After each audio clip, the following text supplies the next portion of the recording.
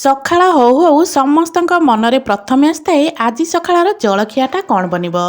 ଯଦି ଆପଣମାନେ ସବୁବେଳେ ସେଇ ଗୋଟିଏ ପ୍ରକାର ଜଳଖିଆ ଖାଇ ଖାଇ ବୋର୍ ହେଇଗଲେଣି ତାହେଲେ ଆଜିର ଏହି ଜଳଖିଆର ରେସିପିକୁ ନିହାତି ଥରେ ଟ୍ରାଏ କରନ୍ତୁ। ଆଜିର ଏହି ଜଳଖିଆ ଖାଇବା ପାଇଁ ଏତେ ଟେଷ୍ଟି ଲାଗିଥାଏ ଯେ ଦୁଇଟା ଜାଗାରେ ଆପଣ ଚାରିଟା ଖାଇନେବେ। ନମସ୍କାର, ମୁଁ ରଶ୍ମି ୟୁଟ୍ୟୁବରେ ଆପଣ ସମସ୍ତଙ୍କୁ ସ୍ୱାଗତ। ଆଶା କରୁଛି ଆପଣମାନଙ୍କୁ ଆଜିର ଏହି ରେସିପି ନିଶ୍ଚୟ ପସନ୍ଦ ଆସିବ। ଭିଡ଼ିଓକୁ ସମ୍ପୂର୍ଣ୍ଣ ଦେଖିବା ପାଇଁ ଅନୁରୋଧ। ଏବେ ଚାଲନ୍ତୁ ଷ୍ଟାର୍ଟ କରିବା ଆଜିର ରେସିପି।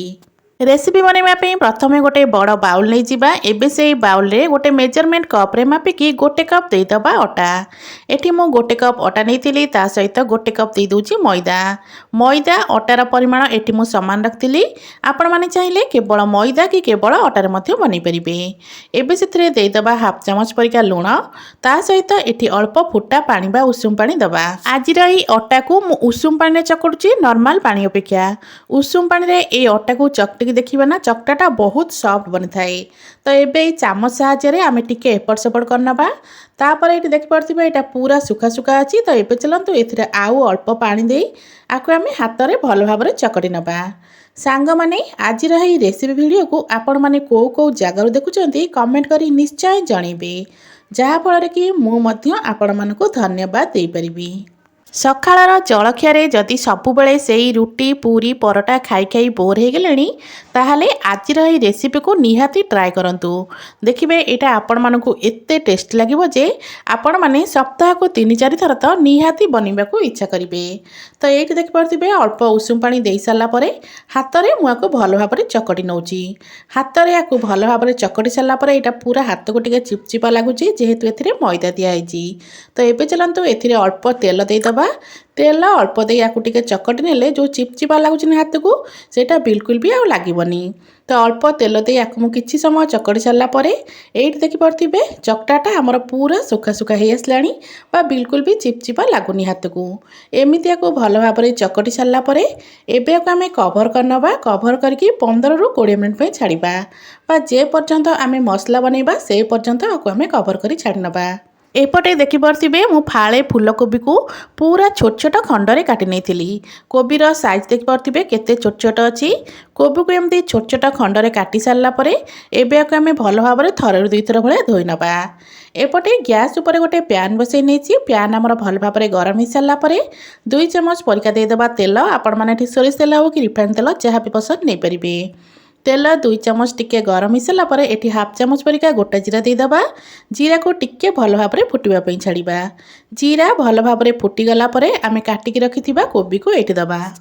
ଏଠି ମୁଁ କହି ରଖୁଛି ଯଦି ଆପଣମାନଙ୍କୁ ଆଜିର ଏହି ରେସିପି ଭଲ ଲାଗେ ଭିଡ଼ିଓକୁ ଲାଇକ୍ କରିବେ, ସେୟାର କରିବେ। ଯଦି ଆପଣମାନେ ମୋ ଚ୍ୟାନେଲରେ ନୂଆ ଅଛନ୍ତି ତାହେଲେ ପ୍ଲିଜ୍ ଚ୍ୟାନେଲକୁ ସବସ୍କ୍ରାଇବ୍ ନିଶ୍ଚୟ କରିନେବେ। ତ କଟା କୋବିକୁ ଏଠି ଦେଇ ସାରିଲା ପରେ ଏବେ ଆକୁ ଟିକେ ଏପଟ ସେପଟ କରିନେବା। ଗ୍ୟାସ୍ର ଫ୍ଲେମ୍କୁ ଏଇଠି ମୁଁ ବିଲକୁଲ ଲୋ ରଖିଛି। ଲୋ ଫ୍ଲେମ୍ରେ କୋବିକୁ ଟିକେ ଏପଟ ସେପଟ କରି ଭାଜି ସାରିଲା ପରେ ଏଠି ଆମେ ଦେଇଦେବା ସ୍ୱାଦ ମୁତାବକ ଲୁଣ, ତା ସହିତ ଅଳ୍ପ ହଳଦୀ ଗୁଣ୍ଡ। ତ ଏଠି ଅଳ୍ପ ଲୁଣ ଓ ଅଳ୍ପ ହଳଦୀ ଗୁଣ୍ଡ ଦେଇ ସାରିଲା ପରେ ଆକୁ ଭଲ ଭାବରେ ମିଶାଇ ନେବା। ମିଶାଇ ସାରିଲା ପରେ ଗ୍ୟାସ୍ର ଫ୍ଲେମ୍କୁ ସେମିତି ହିଁ ଲୋ ରଖିଥିବା। ଲୋ ଫ୍ଲେମ୍ରେ ଆକୁ ଆମେ କଭର କରିକି ପାଖାପାଖି 3ରୁ 4 ମିନିଟ୍ ପର୍ଯ୍ୟନ୍ତ ଭଲ ଭାବରେ ସିଝିବା ପାଇଁ ଛାଡ଼ିବା। 3ରୁ 4 ମିନିଟ୍ ପରେ ଏଇଠି ମୁଁ କଭର କାଢ଼ି ଆପଣମାନଙ୍କୁ ଦେଖାଉଛି। ତ ଏଇଠି ଦେଖିପାରୁଥିବେ କୋବି ଆମର ପାଖାପାଖି 50ରୁ 60% ଭଳିଆ ତ ସିଝିଗଲାଣି। କୋବି ଏମିତି 50ରୁ 60% ଭଳିଆ ସିଝିଗଲେ ତ ଏବେ ଚାଲନ୍ତୁ ଆମେ ଅଲଗା ସାମଗ୍ରୀ ସବୁ ଆଡ଼୍ କରିବା। ଯେମିତିକି ଏଠି ମୁଁ ଦେଇଦେଉଛି ଗୋଟେ ଟମାଟୋକୁ ପୁରା ଛୋଟ ଛୋଟ ଖଣ୍ଡରେ କାଟି। ତା ସହିତ ଏଠି ଆମେ ଅଳ୍ପ ଗୁଣ୍ଡ ମସଲା ଦେବା। ଗୁଣ୍ଡ ମସଲାରେ ଏଠି ମୁଁ ନେଇଥିଲି ହାଫ୍ ଚାମଚ ଜିରା ଗୁଣ୍ଡ, ହାଫ୍ ଚାମଚ ଧନିଆ ଗୁଣ୍ଡ, ହାଫ୍ ଚାମଚ ସବଜି ମସଲା, ଲଙ୍କା ଯେତିକି ଖାଇବେ ସେହି ହିସାବରେ ଲଙ୍କା ଗୁଣ୍ଡ ଦେବେ। ଅଳ୍ପ ଏଠି ମୁଁ ଦେଇଥିଲି ଗରମ ମସଲା। ଏଇ ଗୁଣ୍ଡ ମସଲା ସବୁ ଦେଇ ସାରିଲା ପରେ ଅଳ୍ପ ଟିକେ ପାଣି ଦେଇଦେବା, କାରଣ ନହେଲେ ଗୁଣ୍ଡ ମସଲା ତଳେ ଲାଗିଯିବ। ଅଳ୍ପ ପାଣି ଦେଇ ଏବେ ଆକୁ ଭଲ ଭାବରେ ଆମେ ମିଶାଇ ନେବା। ତ ଏଇଠି ମୁଁ ସବୁ ଜିନିଷକୁ ଭଲ ଭାବରେ ମିଶାଇ ନେଉଛି।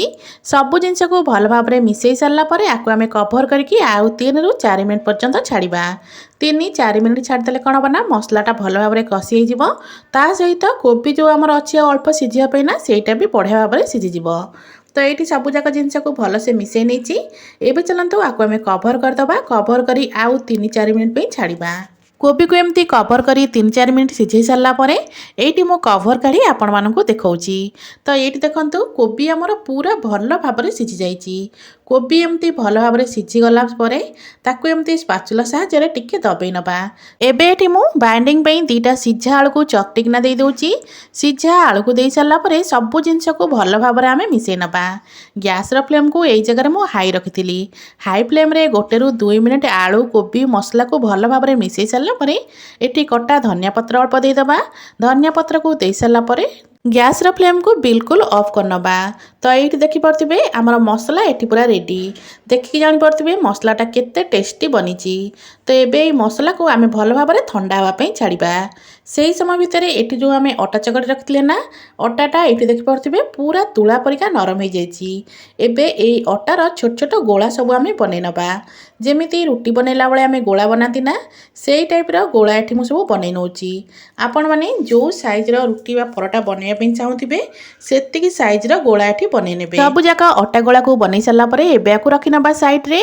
एपट गोटे बेलना पटा नहीं जाइए। बेलना पटा पर गोटे अटा गोला को रखी ताकू प्रथम भल भाव गोल करनबा। एबे आमे जेमती रुटी बेलंती ना सेई टाइप रो एठी आमे बेलिबा।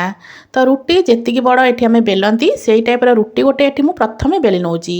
रुटी को भल भाव पतला करी पूरा बेली सारला परे रुटीर पूरा सेंटर रे बा मझी रे आमे जो मसला बने रखछे ना सेई मसला को दबा। तो ये देख पारे रुटी ये बन नहीं। रुटी बन सारा पर मसलार गोटे बड़ चामच ये मुझे जाइली। तो मसला को पूरा सेंटर रे रखी नहीं। एवं रुटीर 4 साइड्रे एमती छोट छोट कट लगे नवा। एमती छोट छोट कट लगे नहीं तापर या बेलिले कौन हम ना जिते आम परोटा को बेलिबा ना परोटा पूरा बढ़िया भाव में परस्त परस्त होगी बाहर। तो ये देखिपे जमी परोटा को मुझे बनाऊँगी आपण मैंने सेमती ही बन ने। तो एमती पूरा कभर कर कभर कर सारापर एवं हल्का हाथ में पुणी थे पूरा भलसे बेली नवा। तो हल्का हाथ में आपको भल भाव में बेली सारापर सेम प्रोसेस रे सबूक परोटा बन प्रथम रखी नवा। तापर आम गैस ऑन करी गैस उपर गोटे तावा बसई नवा। तावा आमर भल भाव में गरम हो सारापर बन रखि ये रुटी को तावा उपर दबा। एपट सेपट कर टिके सेकी नवा। रुटी उपर हल्का हल्का कलर आसीगला अल्प तेल उपर दे दबा। तो ये मुझे तेल नहीं आपण मैंने चाहिए घी नहीं पारे। तेल 2 पटे दे पूरा भल भाव में गोल्डन कलर करी सेकी नवा। तो ये देखिपे परोटा ये आमर हल्का हल्का गोल्डन कलर आसीगला। एवं परोटार 2 पट साइड को मुझे बढ़िया से पूरा गोल्डन कलर करी सेकी नौची। ये देखिपे 1 ରୁ 2 मिनिट आपको एपट सेपट कर सेकिला परोटार कलरटा केते मस्त आसीगला। 2 पट साइड पूरा बढ़िया से गोल्डन कलर हो गला। आउ सेम प्रोसेस रे आम सबूक परोटा को एमती सेकी नवा। सबूक परोटा को एमती सेकी सारापर एबे यही परोटा सबको मु गोटे प्लेट को काढ़ी नहीं। तो ये देखिपे परोटा केते सुंदर देखाऊँगी। देखिपाई यही परोटा जी सुंदर लगुच ना खाइबापी सेतिकी ही सुआदिया। आशा करुच्ची आपण मानू आज परोटार रेसिपी निश्चय पसंद आसथिबो। पुणी आसबि गोटे नुआ रेसिपी नहीं से पर्यंत रहूची। नमस्कार। जय जगन्नाथ।